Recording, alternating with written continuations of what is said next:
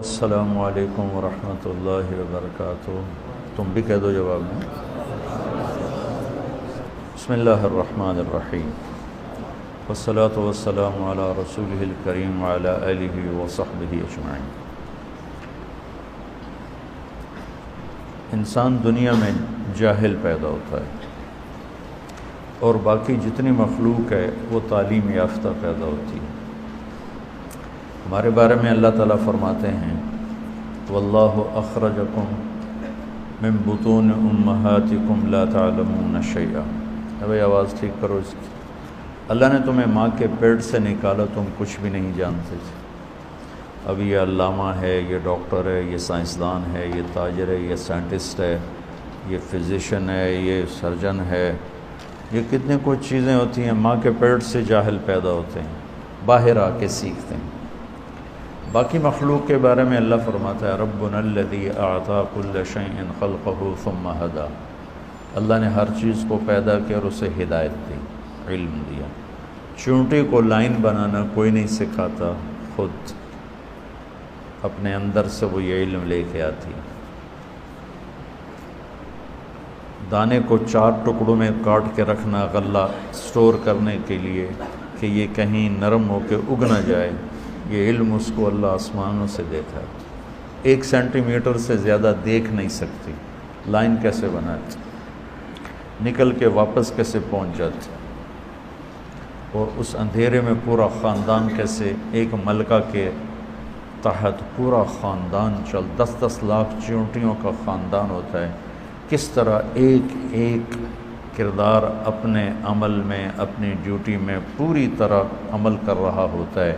یہ ہے اعطی کل شیء خلقہ ثم ہدی۔ انہیں اپنے پرہیز کا بھی پتہ ہے، غذا کا بھی پتہ ہے۔ شیر کو گھاس کھلاؤ مر جائے گا، نہیں کھائے گا۔ بکری کو گوشت کھلاؤ مر جائے گی، نہیں کھائے گی۔ یہ اپنے اندر ان کا علم پہلے سے ہے۔ چوہا آج اپنے بل سے نکلا، بلی کو دیکھتے ہی بھاگ کے واپس۔ کیسے پتہ ہے کہ یہ بلی میری دشمن ہے؟ اور انڈے سے بچہ نکلتا ہے اور نکلتے ہی چلنا شروع کر دیتا ہے اور دانہ چگنا شروع کر دیتا ہے۔ ہمارا بچہ ماں کے پیٹ سے نکلتا ہے، اسے 1 سال تک چلانا ہی سکھانا پڑتا ہے، پھر کھلانا سکھانا پڑتا ہے، پھر کیا کھانا ہے کیا نہیں کھانا یہ بتانا پڑتا ہے۔ تو یہ فرق ہے انسان اور غیر انسان کا۔ تو یہ علم باہر سے لیتا ہے۔ اب چونکہ ہمارا پیپر تھا خلق الموت والحیات لیبلوکم ایکم احسن عملا، کہ اللہ نے ہمیں دنیا میں بھیجا انا خلقنا الانسان من نطفۃ امشاج نبتلیہ فجعلناہ سمیعا بصیرا۔ ہم نے انسان کو 2 پانیوں سے پیدا کیا کہ اس کو ہم آزمائیں، آزمائش کے لیے پھر ہم نے اس کو سننے والا بھی بنایا اور دیکھنے والا بھی بنایا۔ وجعل لکم السمع والابصار والافئدہ، اور اللہ تعالیٰ نے ہمیں آنکھیں بھی دیں اور کان بھی دیے اور دماغ بھی دیا اور دل بھی دیا۔ اور چونکہ پیپر تھا، جانور کا پیپر کوئی نہیں، لہٰذا نہ وہ غلط کرتا ہے، نہ وہ غلط سوچتا ہے، نہ وہ اپنی ترتیب زندگی میں اپنے راستے سے ہٹتا ہے۔ ہٹانا بھی چاہو تو نہیں ہٹتا۔ ہمارے لیے ہے انا ہدیناہ السبیل اما شاکرا و اما کفورا۔ ہم نے تمہیں راستہ دکھا دیا ہے، اب تم شکر گزار بنو یا کافر بنو، یہ اب تمہاری اپنی ثواب دید پر ہے کہ تم کون سا راستہ اختیار کرنا چاہتے ہو۔ تو امتحان کی وجہ سے ایک شیطانی طاقت ہے، اس کی دعوت ہے، ایک رحمان کی طاقت ہے اور اس کی دعوت ہے۔ اللہ کی دعوت انبیاء سے چلتی ہے اور آسمانی کتابوں سے چلتی ہے۔ شیطان کی دعوت زخرف القول سے چلتی ہے، غرورا، جھوٹی باتیں، غلط چیزیں لیکن پیش کرنے کا طریقہ خوبصورت، جھوٹ کو، زنا کو، شراب کو، چوری کو، ڈاکے کو، غیبت کو، رشوت کو، حرام کو اتنا خوبصورت کر کے پیش کرتا ہے کہ لوگ جانتے ہوئے بھی خریدار بن جاتے۔ اور ہمیں حق پیش کرنا نہیں آتا، ہم اتنی بدصورتی سے حق کو پیش کرتے ہیں کہ حق والے ہی گھبرا کے بھاگنا شروع کر دیتے ہیں۔ اور شیطان میں یہ وصف ہے کہ کہ وہ اپنی ہر غلط چیز کو انتہائی خوبصورت کر کے پیش کرتا ہے۔ تو اللہ تعالیٰ نے انبیاء کے ساتھ کتابیں، آخری نبی اللہ کے محبوب صلی اللہ تعالیٰ علیہ وسلم، اور آخری کتاب کلام اللہ قرآن مجید، یہ تحریف سے پاک ہے۔ قرآن کس کا کلام ہے پہلے یہ پتہ ہونا چاہیے۔ قرآن کا تعارف قرآن کی زبانی جتنا سورہ شعراء میں ہے کہیں بھی نہیں۔ مختلف جگہ قرآن عربی لقوم یعلمون انا انزلناہ فی لیلۃ القدر لا یاتیہ الباطل من بین یدیہ ولا من خلفہ تنزیل من حکیم حمید، یہ مختلف جگہ پر قرآن کا تعارف ہے، لیکن مجھے سورہ شعراء میں جو قرآن کا تعارف ملا ہے ایک ہی جگہ، وہ پورے قرآن میں ایسا اور کہیں نہیں۔ یہ میرا دعویٰ نہیں، یہ میری اپنی جستجو کے مطابق میری بات ہے، ہو سکتا ہے اس سے بھی بہتر کہیں قرآن میں آیا ہو۔ یہ کس کا کلام ہے؟ پہلا سوال یہ کہ اے بھائی کس نے بھیجا ہے، یہ پہلا سوال اٹھتا ہے۔ تو اس کا جواب ہے وَإِنَّهُ لَتَنزِيلُ رَبِّ الْعَالَمِينَ۔ انہو کہ تمہارا شک دور کرنا چاہتا ہوں کہ یہ بغیر شک و شبہ کے آسمان والے کا اتارا ہوا کلام ہے۔ اور رب العالمین کے ساتھ کلام والے کی ہیبت کو ذکر کیا گیا ہے کہ کلام والے کی ہیبت نہ ہو تو کلام کی ہیبت کیسے ہوگی؟ جب وہ کہنے والے کو نہیں جانتا تو اس کے کہے کو کیسے جانے گا؟ جب وہ حاکم کو نہیں جانتا تو حکم کو کیسے جانے گا؟ حاکم کی عظمت حکم کی عظمت پیدا کرتی۔ میرا بھائی تھا نشتر کالج میں کارڈیالوجی کے وارڈ میں سیکھ رہا تھا، 2-3 ڈاکٹر نوجوان بڑے خوبصورت لمبے چوڑے سب کے اونچے اونچے قد آپس میں باتیں کر رہے تھے۔ ایک چھوٹے سے قد کا آدمی آیا، بے روبا سا، میرے نزدیک وہ انتہائی بے روبا آدمی تھا، اور تینوں ایسے ہو گئے۔ تو مجھے خیال آیا یہ ضرور ان کا ہیڈ آف دی ڈپارٹمنٹ، ورنہ ان تو ویک کے بندہ ویسے ہی آ کے تھپڑ مارنے میں دل نہیں کرتا۔ تو جب وہ چلا گیا تو میں نے طاہر سے پوچھا یہ تمہارا ہیڈ آف دا ڈپارٹمنٹ؟ کہنے لگے ہاں یہ ہے۔ میں نہیں جانتا تو میں کہہ رہا ہوں پتہ نہیں چپڑاسی کتوں اندر آ گیا، اور وہ جانتے ہیں تو وہ ہل گئے۔ جتنا ہم لوگوں کی عظمتوں کو جانتے ہیں اتنا اللہ کو جانتے تو قرآن ہمارے دل کے اندر اتر جاتا۔ حاکم کی عظمت کے بغیر حکم کی عظمت نہیں، تو وَإِنَّهُ لَتَنزِيلُ رَبِّ الْعَالَمِينَ الحمد للہ رب العالمین وَقُضِيَ بَيْنُهُمْ بِالْحَقِّ وَقِيلَ الْحَمْدُ لِلَّهِ رَبِّ الْعَالَمِينَ، کہ یہ رب العالمین کا کلام ہے، کل کائنات کا شہنشاہ جس کا علم کامل ہے۔ یعلم ما یلج فی الارض وما یخرج منها وما ینزل من السماء وما یعرج فیہا، کائنات کا ذرہ ذرہ جس کے سامنے کھلا ہوا ہے، یہ اس رب کا کلام ہے۔ اس کی طاقت کیسی ہے؟ ان القوۃ للہ جمیعا، پوری طاقتوں کا مالک۔ اس کا ملک کیسا ہے؟ قل ان الامر کلہ للہ، اس کی طاقت، اس کا ملک، اس کی قدرت کیسی ہے، اس کی بادشاہی کیسی ہے؟ قل اللہم مالک الملک، اس کی تدبیر کیسی ہے؟ یدبر الامر من السماء الی الارض، اس کا انتظام کیسا ہے؟ لا تاخذہ لا یؤودہ حفظہما، نظام چلاتا کیسے ہے؟ لا تاخذہ سنۃ ولا نوم، ہر ایک پر اس کی نظر کیسی ہے؟ لا یعزب عن ربک من مثقال ذرہ، اندھیرے میں اجالے میں کوئی فرق تو نہیں پڑتا؟ تو نہیں، سواء منکم من اسر القول ومن جہر بہ ومن هو مستخف باللیل وسارب بالنہار۔ تو وہ ایک ہی وقت میں ساری کائنات پر ایسا حاوی ہے کہ نہ غافل ہے، نہ جاہل ہے، نہ ظالم ہے، ظلم سے پاک ہے، جہل سے پاک ہے، غفلت سے پاک ہے۔ فَإِنَّهُ يَعْلَمُ السِّرَّ وَأَخْفَى، اتنا علم کامل ہے کہ زور سے بولو تو سنتا ہے، آہستہ بولو تو سنتا ہے، ہونٹ بند کر کے بولو اسے بھی سنتا ہے۔ میں نے ہونٹ بند کیے، میں نے کچھ کہا، میرے کانوں نے نہیں سنا، اللہ کہتا میں نے سنا ہے۔ تو پہلی بات یہ ہے کہ دل کو اللہ کی عظمت سے بھرنا ہوگا، تب قرآن کی عظمت آئے گی۔ اور ہم جیسے پڑھاتے ہیں وہ ہوتا ہے قانونی طریقہ، اصطلاحی طریقہ، تو وہ اللہ کی عظمت تو نہیں آتی، اللہ کی پہچان ہو جاتی ہے، عظمت نہیں آتی، اس لیے قرآن میں ہلاتا نہیں۔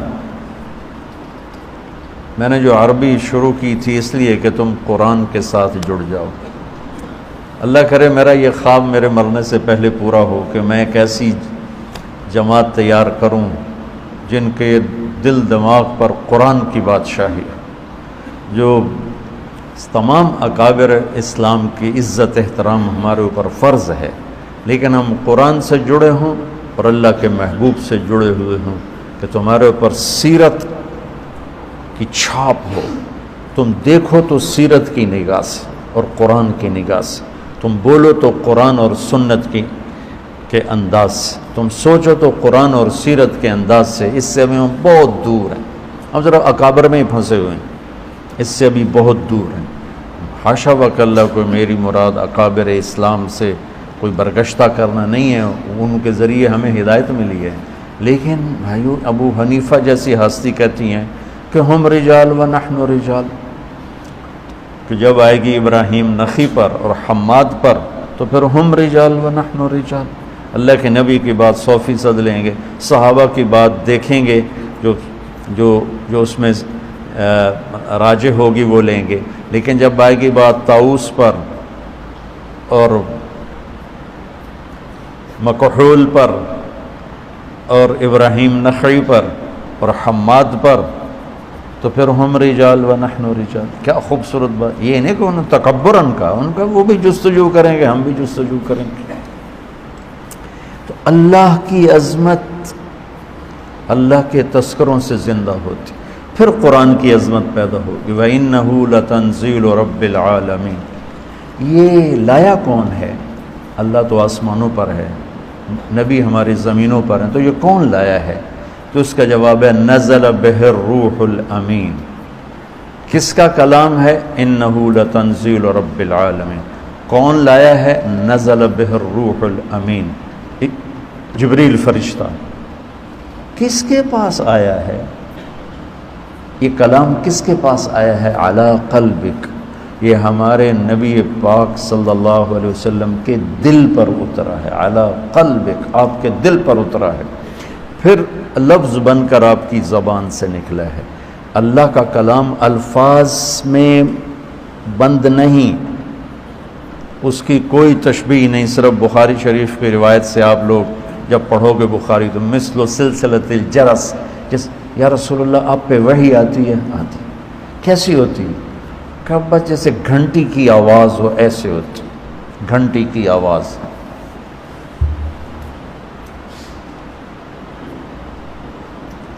پھر جب آپ ہوش میں آتے ہیں تو وہ الفاظ بن کر زبان پہ آتے ہیں۔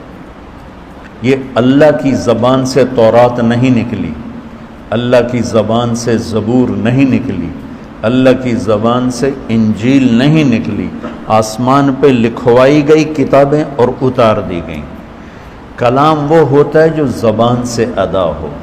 قرآن میرے رب کی زبان سے نکلا ہوا کلام ہے، اور کائنات کے بنانے سے 2000 سال پہلے اللہ نے پورے قرآن کی تلاوت فرمائی، پورے قرآن کی تلاوت فرمائی۔ سبحان اللہ، پتہ نہیں کیا وہ انشاءاللہ جنت میں سنیں گے، اللہ ایمان کے ساتھ لے جائے تو جنت کی سب سے بڑی نعمت وہ اللہ کا دیدار ہے اور اللہ کے زبان سے اس کے کلام کا سننا ہے۔ جب جنت کی حوریں بھی گانا سنائیں گی، ساتھ ساز بجے گا، جنت کے درخت ساز بنے گے۔ پھر داؤد علیہ السلام سنائیں گے تو جنت کے ساز درخت ساز بن کے بجیں گے۔ ہمارے نبی سنائیں گے تو جنت کے درخت ساز بن کے بجیں گے۔ جب اللہ پردہ ہٹائے گا، اپنا دیدار کرائے گا، اپنا کلام سنائے گا، پھر درخت بھی سنیں گے، نہریں بھی سنیں گی، دریا بھی سنیں گے، پتہ بھی سنے گا، تنکا بھی سنے گا، جانور بھی سنے گا، پرندہ بھی سنے گا، اور آپ بھی سنیں گے۔ ایمان والے بھی سنیں گے، ایمان والیاں بھی سنیں گی، تو اس میں ایسے گم ہوں گے کہ انہیں جنت کی یاد ہی بھول جائے گی۔ تو تورات زبان سے نہیں نکلی، انجیل زبان سے نہیں، زبور زبان سے نہیں، لکھوائی گئی، اس سے تو تبدیل ہو گئی۔ اور وہ مٹ گئیں. اگر وہ اللہ کی زبان سے نکلی ہوتی تو کبھی اللہ کے کلام کو بدلا نہیں جا سکتا. اللہ کی ہر صفت ناقابل تبدیل ہے. اللہ کی ہر صفت ناقابل تبدیل ہے. اللہ کی ہر صفت تغیر تبدل سے پاک ہے. قرآن چونکہ اللہ کی زبان سے نکلا ہوا کلام ہے، اسے بدلنے کی لاکھوں کروڑوں کوششیں کی گئیں، کوئی کامیاب نہیں، کوئی ایک کوشش کامیاب نہیں کہ یہ میرے رب کا کلام ہے. علی قلبک، میرے نبی کے دل پر اترا ہے. آخری سوال، کیوں آیا ہے؟ کیوں آیا ہے؟ لِتَكُونَ مِنَ الْمُنذِرِينَ. سبحان اللہ.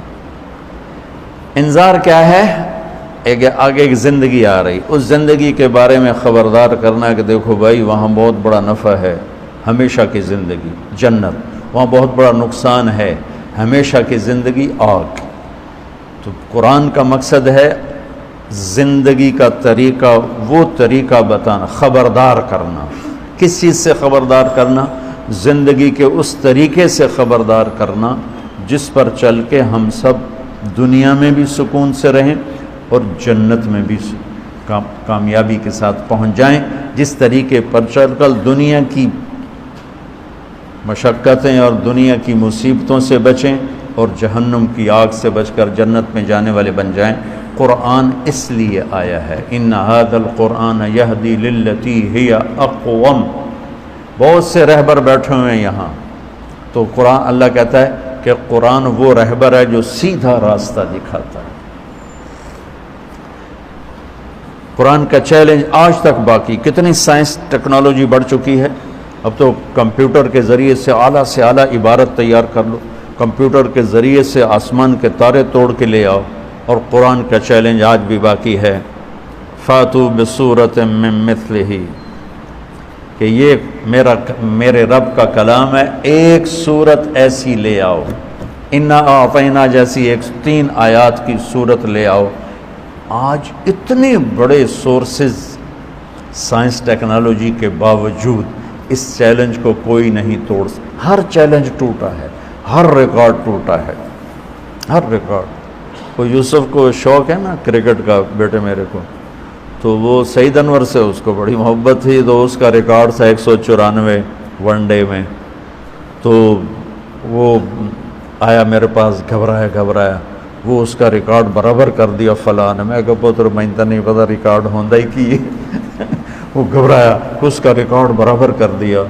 4 دن بعد پتہ لگا کسی نے توڑ دیا. میں نے کہا بیٹا ریکارڈ ٹوٹنے کے لیے ہوتے ہیں، چیلنج ٹوٹنے کے لیے ہوتے ہیں. ایک چیلنج باقی ہے جو آج تک اسے کوئی چیلنج کر نہیں سکا. اور آج تک یہ تو بہت لکھا ہوا ہے کہ قرآن غلط ہے، یہ نبی کا کلام نہیں، یہ اللہ کا کلام نہیں ہے. غیر مسلموں نے لکھا ہے یہ محمد کا اپنا کلام ہے. میں نے بہت پہلے 98 میں ایک کتاب پڑھی، الی من هو دونہ، ان کے نام جو ہم سے نیچے ہیں، ان کے نام جو ہم سے نیچے ہیں. ایک نصرانی عربی نے وہ کتاب لکھی تھی، اس میں قرآن پہ قرآن یہ ہے، قرآن یہ ہے، قرآن یہ ہے. لیکن اس جیسا لا کے دکھا دو یہ آج تک کوئی نہیں کر سکا. اگر یہ محمد صلی اللہ علیہ وسلم کا کلام ہے تو وہ ایک بشر تھے، ایک انسان تھے. تو آج تمہارے پاس کمپیوٹر کے اتنے بڑی ٹیکنالوجی ہے کہ تم کیا سے کیا تارے توڑ کے دکھا رہے ہو. تو قرآن کے لیے ایک کے بار ایک سطر لے آؤ، ایک سطر. تو یہ قرآن کا چیلنج آج تک باقی ہے، اسے کوئی اسے نہیں توڑ سکا.